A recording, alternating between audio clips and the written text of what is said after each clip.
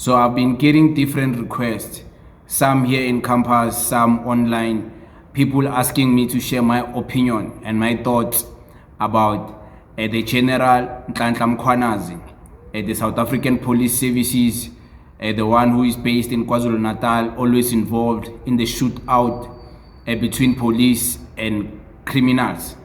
So they asked me to speak about him, and they also asked me do I think the work he's doing is worth celebrating. Is he doing a good thing or is not doing a good thing in society? So I believe this guy is sticking to his word. Nobody should be surprised by what this guy and his unit are doing, because to those who remember, this guy has been promising that he doesn't negotiate with criminals, but he makes criminals meet their maker. So he murders criminals when he gets a chance. He doesn't negotiate with criminals.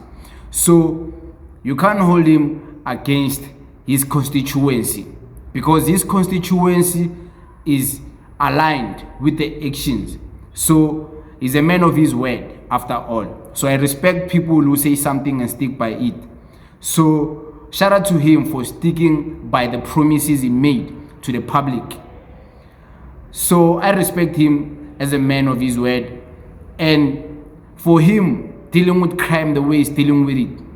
Most people are saying, no, this guy, he must get these criminals, he must arrest them and take them to court so they can be accountable in real life, not when they're dead. But what should police do when the cops, they are shooting at them?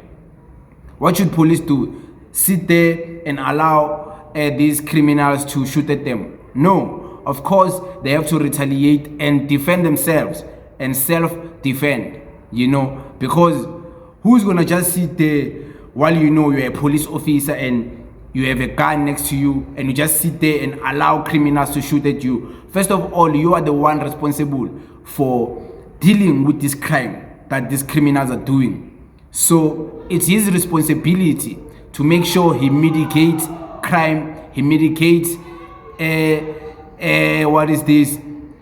criminals in society, because some of the criminals, taking them to jail won't change anything. Let's be honest. We've seen people go to jail, come back into society, and come back even worse and cause pain into society. So why should we sympathize with such people? But in me saying that, I also recognize that criminals, they also have their own rights. They have their own rights. After all, they are human beings. But what should happen during a police and a criminal shootout?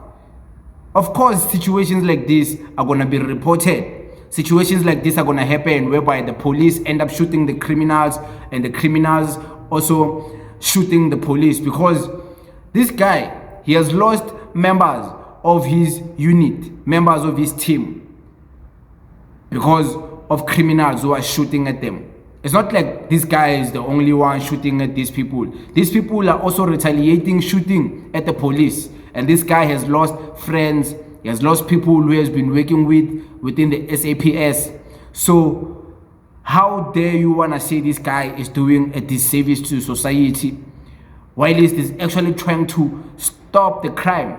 He's actually trying, because him stopping the crime is not just based on him shooting the criminals. It's also based on the criminals before they commit a crime. People before they commit a crime, they will know and they will be aware that, Yazin, there's Mr. Mkhwanazi, and hey, after doing this robbery, we don't want to meet him. We can't afford to meet him. So let's not commit this crime, because what if we meet him? And then when you meet him and you come across him, the consequences that come after that. So people are going to be scared of committing crime, knowing that there's police who are going to deal with them and deal with them decisively.